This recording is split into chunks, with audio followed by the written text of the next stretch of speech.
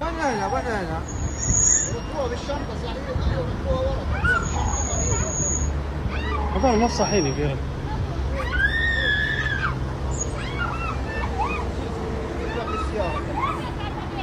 كده أنا سيقول أنا أنجت ما أدري اسمه تجري أتذكر أنا أنجت تاريخ بكا سلكينا كن جدا ولا لا هنا روب كده والله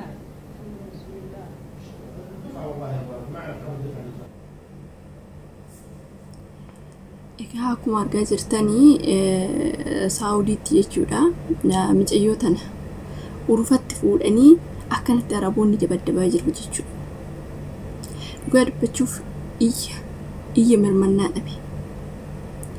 mirmannaa dhabe waan baay'ee tokko garaa nama nyaatu dhugaa dubbachuu fi akkuma argaa jirtanii dhugaa amma saatii meeqaa iyyitii garuu immoo namni shidha mirmata hin jiru akkanatti awwaara keessa gangalchanii waan inni jedhu dhaggeeffattan yoo ta'e namichi duubaa hin qarrasa akka attuutitti micayyootan maali dhugaa dubbachuuf araboonni tokko tokko maaliif akkanatti garaa jabaatu garuu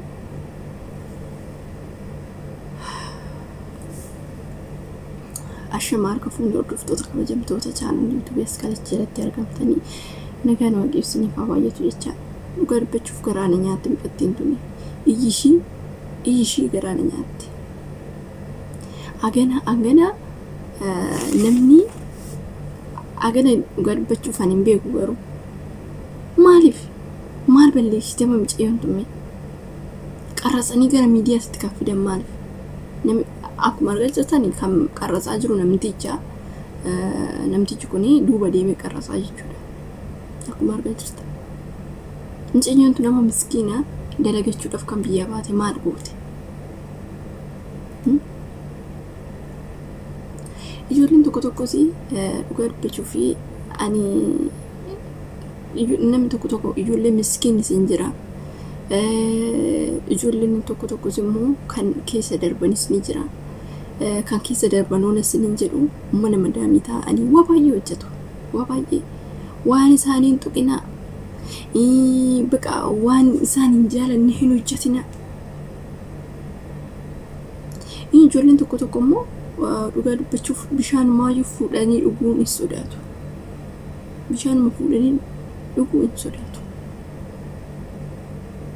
ما عرف كتير أمريكا كان فيو يجولين كينيا يجولين آران أما دي متنجشوا كان دراتري وري أفهم بيكان akkuma ta'ettis warri alaa warri afaan beekan xiqqooshii warri afaan beekan jalaa ba'uu hin danda'u garuu immoo ijoolleen addisii nama dhuftanii hanga isaan amala isinitti jijjiirratanii sodaata akka malee dhugaa dubbachuuf isaan wajjin hin jiraatu sodaata akka malee isaan gaafa sodaatanii baqa gowwummoo waan ati waanumaan beeknu itti fakkaata kanaafiyyuu sodaa hin barbaachisu hojii keessan irratti kuratii kenna dalagaa isaaniitii irratti sirriitti dalagaa isaanii wanta dalagamuu qabu ni dalagdu saatii iriftii qabdan iriftii keessanii baqa wanta hojjedhu jedhamte hin hojjettaa isaan alatti garuu isaan alatti hojii dabalataa yookiin immoo saatiin keessa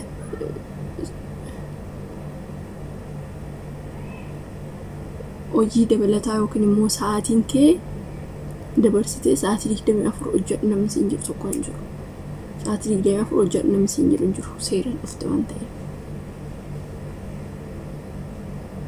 kanaafiyyuu ijoolleen keenya maal gochuu qabdu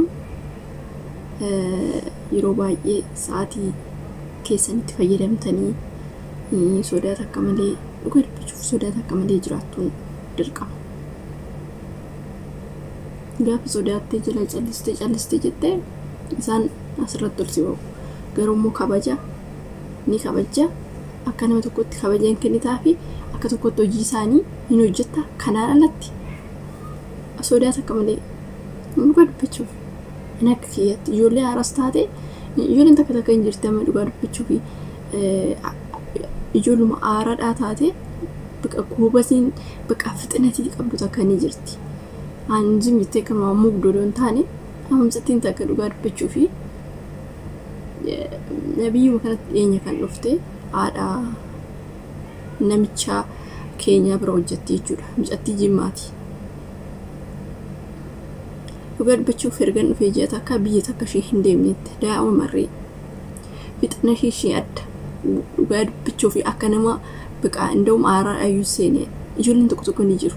Sodaa takka malee biqaa bixaami biqaddas na jetti akkasitti baqa ijoollee hunduyyuu akkas ta'uu qabu. Maaliif sodaan hin barbaachisu. Sodaan isaan akka waaqatti isaan sagadan hin barbaachisu sini galee arboonni sodaan hin jaallattu. Kabajai mana isaanii keessa jirtaa ni kabajjaa hojii isaanii irratti kuratii kennita asanii ala mataa irratti baachuun hin danda'amu. Si galee oo mataa irratti hin baadhe jettee gadi jedheen bula gaafa jettee ishiin immoo irratti baati. Kanaaf hanga sii danda'ametti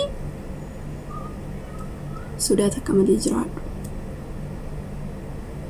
Alas akkanatti hanga ishiin iyyitee namni tokkoof mirmaattuuf urufa geechitee makiinaa keessa bakka ishiin hin beekne geechitee lafatti gadi harkisti. Leesh dhugaa dubbachuu fi kana qabatanii oduu miidiyaa irratti miidiyummaa isaan ittiin gadi lakkisan namni takka taabtala ta'ee jarattiin tun hin qabamteetti gara seeratti dhiyeeffamuu qabdi. Giddiidhaan dirqama. Leesh bakka seeraan hin geechitu aan urufatti gadi harkisu, urufatti gadi baasu, urufatti gadi gatu maaf barbaachise? Nuka dubbichu waan baay'ee tokko waan ijoollee keenya irratti raawwatamintu raawwatama. Waan isaan hin goone hin qabu. Namni namatti fakkaatu cubbuun sodaatan. Wish baay'ee takka nama as gannan garuu dhugaa dubbachuu baay'ee takka. Kanaaf ijoolleen keenya warra aaraa taatee warra ture taatee dhugaa dubbachuuf ana akka kiyyatti takka sodaa takka malee hojii isaaniitti kuratii kenni isaan alatti garuu wanti ati akka waaqatti isaan sagadu takka illee hin jiru jechuudha. Wanti ati akka waaqatti isaan sagadu takka hin jiru. Maaliif hojii isaaniitti irratti kuratii kenni wanti hojjetuu qabdu in hojjettaa ofii keetiin beekti jechuudha. Si galee saatii hin dhabdu jechuudha. Saatii itti erifti fudhattu san hin dhabdu garuu osoo saatii siin hin jedhin wanta hojjetamuu qabu tokko ni hojjetta ofiin yaaddee jechuudha. Idaan qaba oduu ishiin hojjedhu naan hin jedhin hin hojjedhu jettee hin dhiyeessitu. Wanta si eeggatu san keessattuu warreen nyaata hojjettanii waan akkana kana hin beektu waan naatsidaatii godhamuu qabu tokko oduu isaan siin hin jedhin ofii keessanii hin beektanii hojjettanii hojii san ofirraa qannasuu waan baqa iyyashii kanarree ofirraa qannasuudhaaf waan akkasii ofiidhaan beektanii hojjetu. Isaan alatti garuu dhugaa dubbachuu sodaattee ijoolleen tokko namoonni sodaatan ni jiru. Garuu waan akkasii hin barbaachisu. Booda isinirratti rakkoo ta'a. Sodaan akkanaa kun booda isinirratti rakkoo ta'a. Warreen sodaatanii midhaanumaa jechuudha dhugaa dubbachuu midhaan nyaatamu tana kan hin nyaannetu jira sodaan isaaniitti irraan kan ka'e. No akkasiin barbaachisu. Kanaafiyyuu sodaa takka malee jiraatta. Gara seeratiin dhuftee lafa taa'attee jiraatta. Garuu ijoollee aaraa yoo taateen alatti ijoolleen turan akkas badanii sodaatu natti fakkaatu. Kanaafiyyuu ijoolleen aaraan illee baradhaa hojii keessan waan hojjedhu siniin jedhamu tokko hojjetu. Waan akkasitti amma fakkeenyaaf gaafa baratan barumsa isaan barsiisuu qaban maal seetan sahaan shunkurte maal shoo minxirsi jedhanii kan barsiisan kanarra oduu haala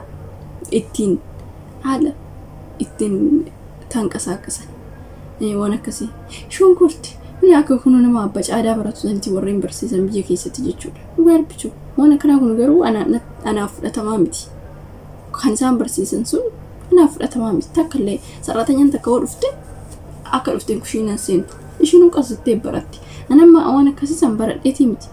Mee warreen hin baratin immoo warra baratu maafi faayida dhugaa dubbachuuf. Kanaaf kan isaan barsiisan sun sirrii miti.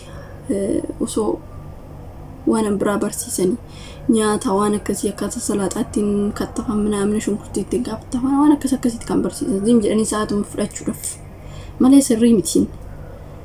Na akkasiniin jedhaa waa'ee akkaataa madaamittiin kabajuu akkaataa itti sodaata akka malee inni akkaataa ittiin bakka waan akkasii barsiisudha malee waan taane bakka biloo akka kutaa tokko abba caadaa barsiisan itti gana sahaan maal ishii yoo minitti yoo jedhanii gaafa barsiisan kun maal jechatti qabamaafis lamaan nyaata waan akkasiin jedha obboloota koo mucayyoon tun garaana nyaattee waaqayyo ishee wajjin naa ta'uu dhugaa dubbachuu fi baay'ee takka nama azaazansisti. Keessattuu ijoolleen haaraa dhuftanii sodaan shakkaa miti. Nama akkasiin jedhaa turtii gaarii qabaadhaa viidiyoo biraatiin hanga walitti deebinutti.